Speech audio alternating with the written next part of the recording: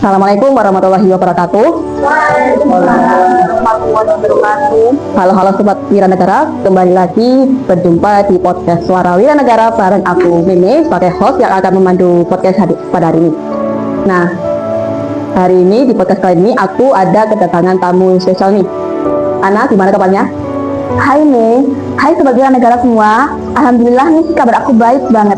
Aku senang bisa diajak ngobrol kayak gini. Apalagi topiknya tentang cinta tanah air ya. Ya, ini topik yang famous banget sih menurut aku. Nah, kalau boleh tahu kakaknya kuliah di mana ya?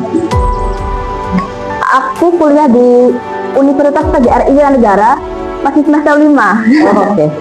Oke, kita yang pertama bicara yang paling spesifik dulu, yaitu cinta tanah air. Orang pikir cinta tanah air itu seputaran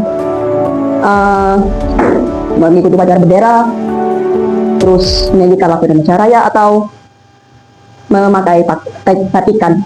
Nah, sebenarnya makna cinta tanah air itu apa sih? Iya sih, banyak banget yang mikir kayak gitu. Padahal cinta tanah air itu nggak hanya sekedar simbol. Maknanya luas banget. Kalau menurut aku sih cinta tanah air itu tentang rasa memiliki dan tanggung jawab. Benar. Nah, sama halnya kayak kita cinta sama negara kita. Apalagi ya, kita tuh lahir dan bertumbuh dan hidup di negara kita sendiri. Oh, berarti cinta tanah air itu bukan cuma soal ngomong aku cinta Indonesia, tapi juga melalui tindakan itu. Iya benar. Dalam banget ya maknanya itu. Tapi kan zaman sekarang kan udah gak ada perang-perangan nih. Iya. Udah serba digital nih. Nah, menurut kamu apa sih makna rela berkorban di zaman sekarang ini? Pertanyaan bagus banget sih Mei. Jadi rela berkorban itu nggak ikut-ikutan hal negatif demi menjaga nama baik diri dan bangsa. Contohnya nih ya, kayak nolak nyebarin berita hoax, terus nyebarin hal-hal positif, itu bisa sih. Lucu nih, aku jadi ingat kutipan nih. Kadang patriot itu bukan cuma untuk yang berani mati, tapi juga yang berani untuk memperjuangkan negaranya sendiri. Nah, pertanyaannya tuh gimana sih caranya biar semangat cinta tanah air dan rela berkorban itu tetap ada di era sekarang yang kadang serba individualis. Ini penting banget sih. Anak-anak muda sekarang kan punya kekuatan luar biasa ya di dunia digital. Jadi justru disinilah cinta tanah air bisa ditunjukkan dengan cara yang baru. Misalnya nih, bikin konten yang edukatif dan positif, terus atau sekedar menyebarkan pesan toleransi dan kebaikan di media sosial. Benar sih. Ya, jadi posting hal yang positif di medsos itu juga termasuk bentuk patriotisme di era digital ya. Kadang juga kita nggak sekedar apa ya, melakukan hal itu tuh nggak sekedar hal kecil juga sih. Kita bisa berdampak gede banget kalau yang ngelakuinnya tuh banyak.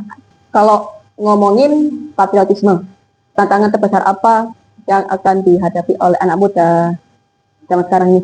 Tantangannya sih melewati rasa malas itu sih. Apalagi zaman sekarang kan anak-anak lebih suka rebahan kayak gitu. Ya, sih, rebahan mainan TikTok.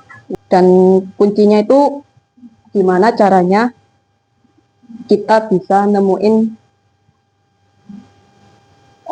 untuk menggali potensi kita masing-masing gitu ya. Iya benar.